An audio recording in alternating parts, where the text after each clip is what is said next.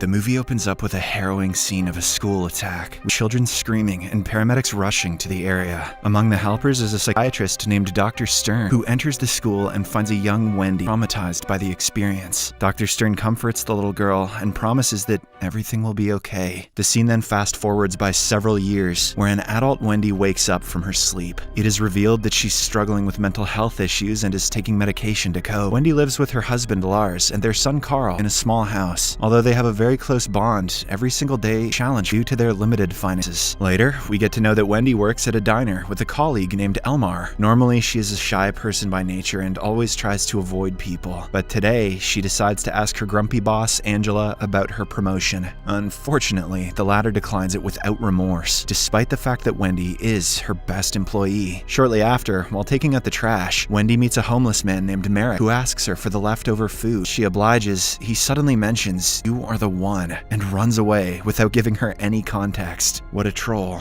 On her way back home, Wendy is lost in her thoughts when suddenly Merrick startles her from behind. He urges her to stop taking her medication, claiming that they suppress her actual self. As expected, Wendy thinks he is crazy, so to prove that he has superpowers, Merrick jumps off the highway bridge and purposefully gets run over by a vehicle. That proved nothing. Wendy is left in utter disbelief at what she just saw, so immediately she calls the police. The next day, she goes to a therapy session and finds out that Dr. Stern is her new psychiatrist. Wendy shares her encounter with Merrick, but tries to brush it off as a dream. However, Dr. Stern becomes suspicious and decides to amp her dosage of her daily medication. Later, when Wendy returns home, she finds an eviction note on the door, further adding to her stress. The following evening, she once again meets Merrick outside the diner and is taken aback. All this while, she had thought he was merely her imagination, but seeing him face to face after what happened the earlier night, she cannot believe her eyes. Wendy tries to inquire how he is still alive. However, Merrick simply hands her a flyer before fleeing the scene. Because of the encounter, Wendy starts to feel overwhelmed, so she decides to stop taking her medication. The following day, she experiences withdrawal symptoms and finds it hard to concentrate at work. She becomes increasingly irritable and short-tempered. On her way back, Wendy is confronted by a few catcallers, which triggers her temper even more. She insults them nastily, prompting one of the men to lunge towards her. However, Wendy gets angrier by the second and ends up pinning the man on the floor. As the other goons attack her, she amazingly hurls them into the air, several meters away. Wendy, on the other hand, doesn't seem to be fazed and returns home as if nothing has happened. Turns out she has regained her abilities, which had been suppressed by the medication. The movie then cuts to her coworker Elmar having breakfast with his parents. They always encourage him to join university and pursue a career in law, but Elmar refuses. It is revealed that he is fascinated with superhero comics and has no ambition for life. One day at work,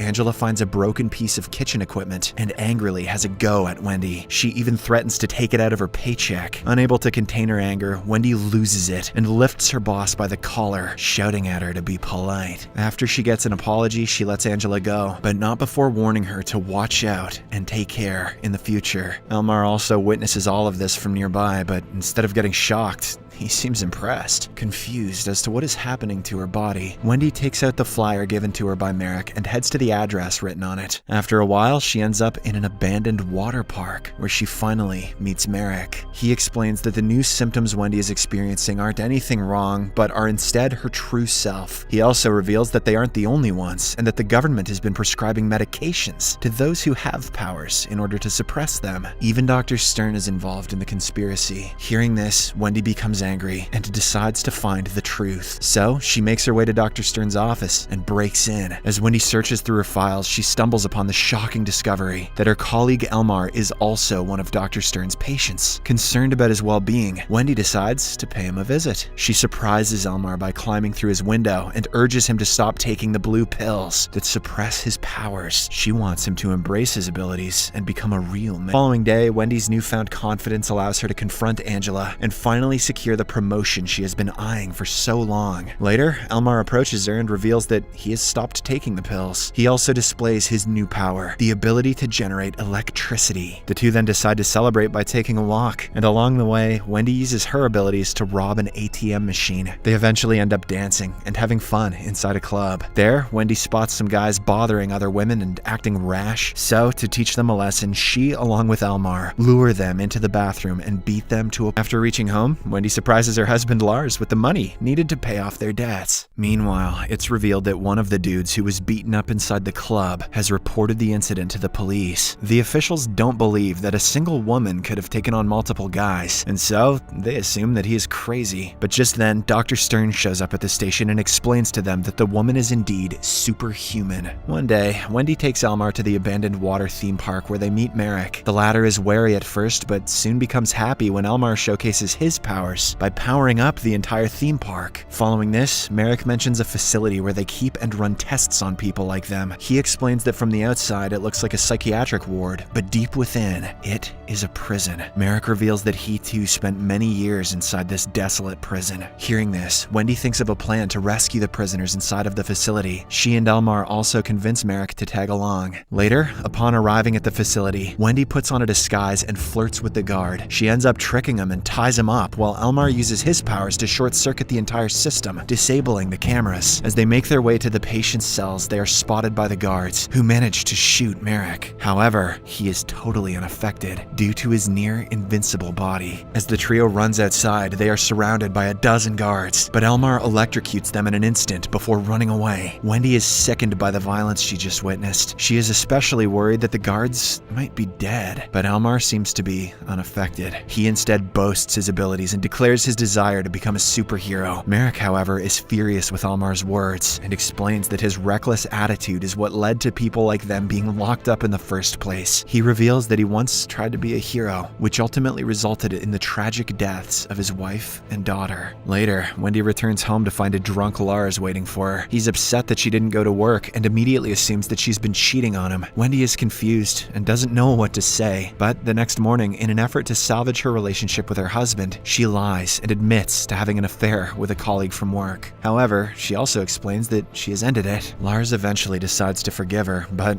their relationship is strained. Meanwhile, Elmar meets with Dr. Stern and admits that he has been experiencing strange visions lately. He confesses that he dreamt of a homeless person living in an abandoned water park, referring to Merrick and betraying him. The movie then cuts to the water park, where Merrick's hideout is raided by the police, and he is captured. Back at Wendy's house, she is having a backyard party with several friends and acquaintances. Fed up with the recent events, she simply wants to spend some time with her family. However, things take a drastic turn when Elmar shows up uninvited and informs Wendy of Merrick's arrest. He tries to convince her to run away with him and start a new life, but she rejects him and kicks him out of the house. Meanwhile, Lars becomes furious when he sees Elmar leaving and assumes that he is the man Wendy was having an affair with. He confronts her about it, leading to an argument. Wendy, who is unable to continue with her lies any longer, finally reveals her abilities, but Lars isn't convinced. He starts believing that she is delusional. This makes Wendy so angry that she hurts Lars through the coffee table, while her son stares at them in complete shock. The other guests also witness this, and realizing that she has been exposed, Wendy quickly flees the scene. On the other hand, Elmar is consumed by his thirst for power and control. He takes out his frustration on his father and electrocutes him, making him fall to the floor. Wendy, who happens to be nearby, hears the commotion and rushes to help. However, by the time she reaches the old responsive, Elmar again tries to convince Wendy to join forces, but as expected, she refuses. Unfortunately, the decision turns out to be a costly one, as Elmar angrily electrocutes her as well, rendering her unconscious. When she comes to her senses, Wendy finds herself strapped to a bed in a facility with Dr. Stern. The latter informs her that Elmar is on the run, while his father has luckily been resuscitated by the paramedics. Wendy then tries to free herself from the table, while Dr. Stern tells her that it is for her own safety. A flashback shows a young Wendy with her mother in the principal's office. She had been struggling to connect with her classmates, and as a result, the principal confiscated her CD player.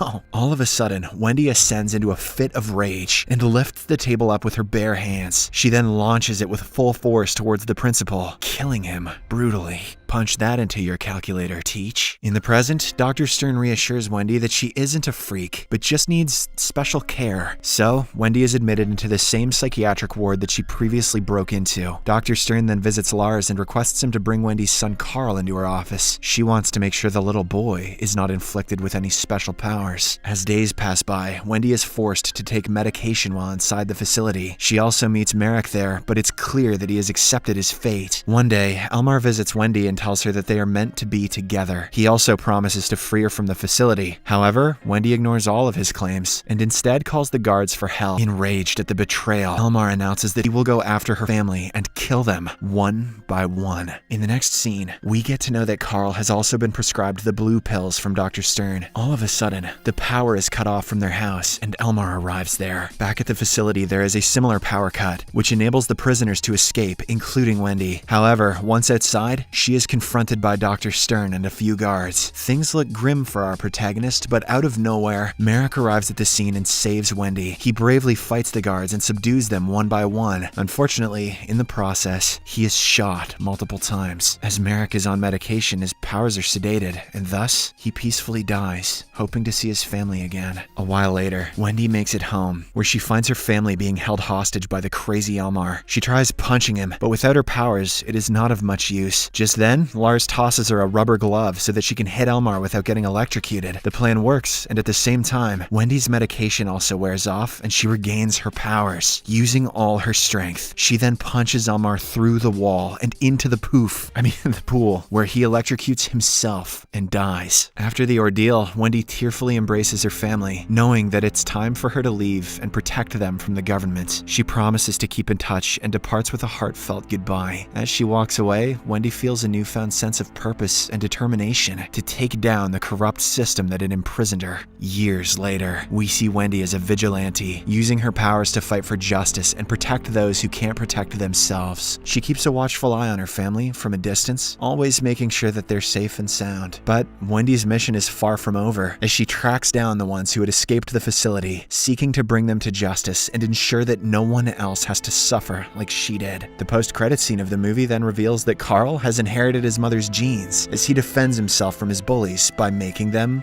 float. Time to float.